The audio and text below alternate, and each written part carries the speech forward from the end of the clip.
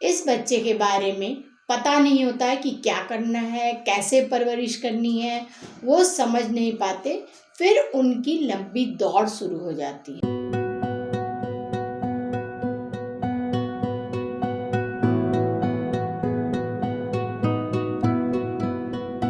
क्या आपके यहाँ भी कोई बौद्धिक अक्षमता से ग्रस्त है? क्या आप ऑटिज्म के बारे में जानते हैं? क्या आपके यहाँ भी किसी को सीखने और समझने में दिक्कत होती है?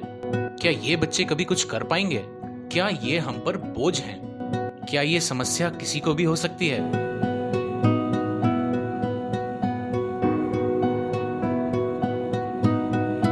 जानिए इन सभी सवालों के जवाब हमारे इस प्रयास एक आउटरीच में।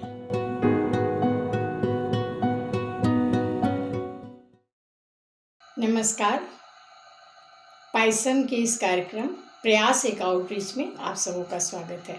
मैं पायसम से प्रीति वर्मा। आज आपके साथ चर्चा करूंगी कि अगर परिवार में बौद्धिक अक्षमता से ग्रसित या विकासात्मक देरी वाला दिव्यांग बच्चा आ जाता है तो उस परिवार पे क्या गुजरती है। जब परिवार में बच्चे की आगमन की सूचना मिलती है तो सारा परिवार खुशियों से झूम उठता है। इंतज़ार शुरू हो जाता है नए बच्चे के आगमन का। सभी की इच्छा होती है कि बच्चा जो भी हो वह स्वस्थ हो। बहुत सारे सपने सजने लगते हैं, लेकिन जब परिवार में दिव्यांग या बौद्धिक अक्षमता से ग्रसित कोई बच्चा आ जाता है तो उन पे आसमान टूट पड़ता है। घोर अंधकार में उनका जीवन डूब जाता है। चारों ओर निराशा ही निराशा दिखने लगती है। उनके समझ में नहीं आता कि वो क्या करें। अचानक शॉक की स्थिति में आ जाते हैं।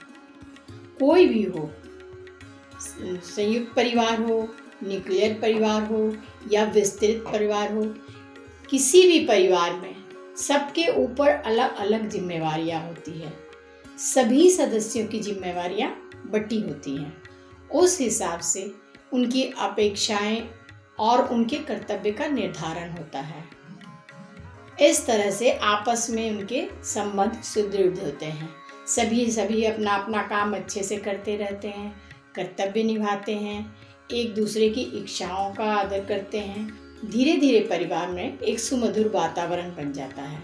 लेकिन बौद्धिक अक्षमता से ग्रसित बच्चे के आने के बाद, दिव्यांग के जन्म के बाद, वहाँ पर एक दूसरे से जो इच्छाएं अपेक्षाएं होती हैं वो आपस में छिन्न भिन्न हो जाती है। हर सदस्य पे बहुत ज़्यादा दबाव आ जाता है। पहले तो उनको स्वीकार ही नहीं कर पाते हैं कि उनके साथ भी ऐसा हो सकता है। उनके बच्चे में किसी प्रकार की कमी है, उस कमी को कैसे दूर कर सकते हैं, क्या करने से उनका बच्चा सामान्य हो पाएगा, कुछ समझ नहीं पाते, क्योंकि उन्हें विशेष बच्चे के बारे में कुछ पता नहीं होता है।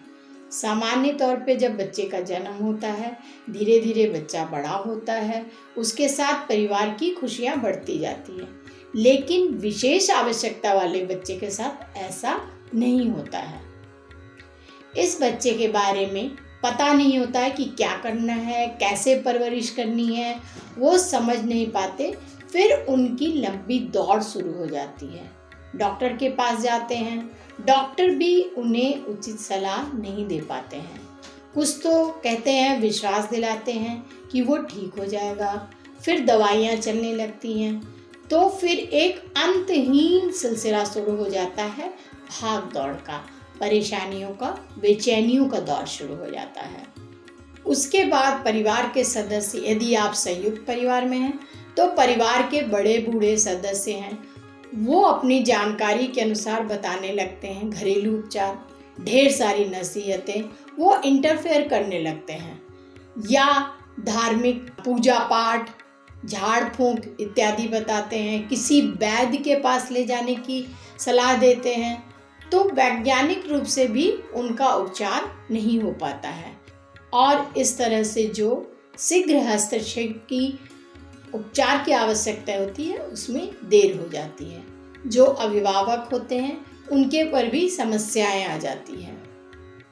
हो सकता है माता को उसकी देखभाल के लिए नौकरी छोड़नी पड़ती है, जिससे कि आर्थिक समस्या भी परिवार में आ जाती है। एक तरफ विशेषज्ञों का लंबा चौड़ा बिल दूसरी तरफ उनकी आर्थिक स्थिति भी पूरी नहीं हो पाती है, उसमें भी कमी आ जाती है।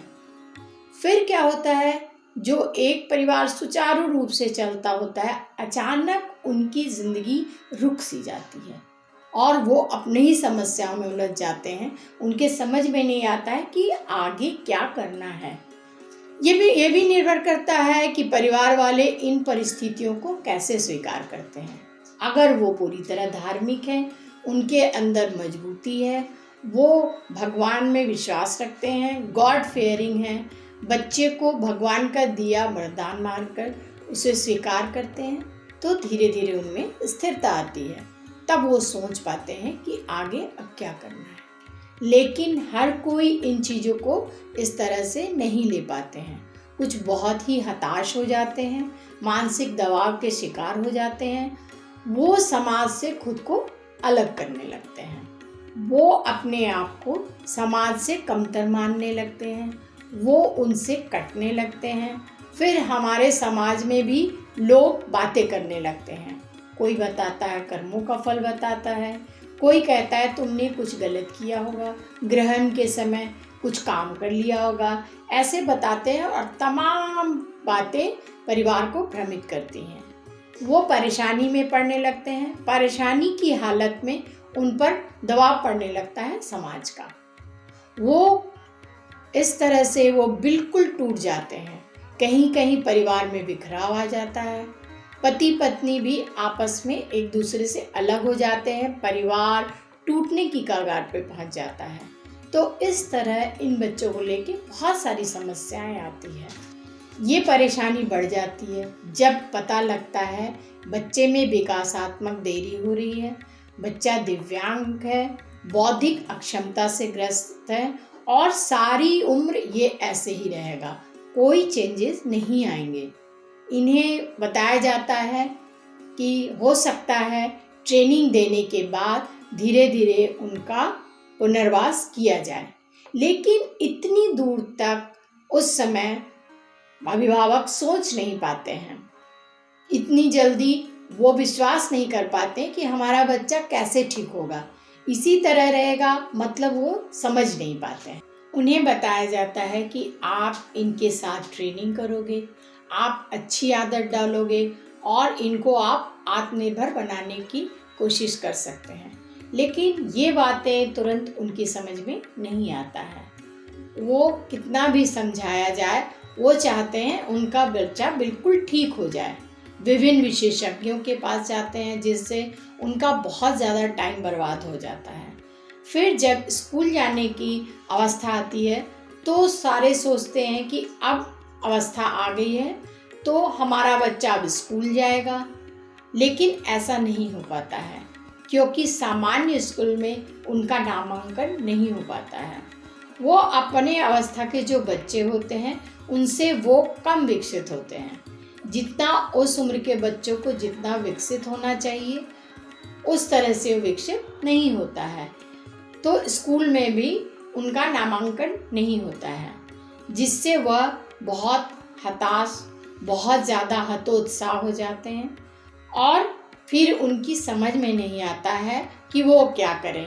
एक स्कूल से दूसरे स्कूल कि शायद हमारा बच्चा स्कूल जाने से ठीक हो जाएगा, ऐसी धारणा बनती है। उसके बाद एक समय आता है जब अभिभावक की भी अवस्था धीरे धीरे बढ़ने लगती है, बच्चे की अवस्था भी बढ़ने लगती है। तब उनकी चिंता और भी जटिल गहन हो जाती है।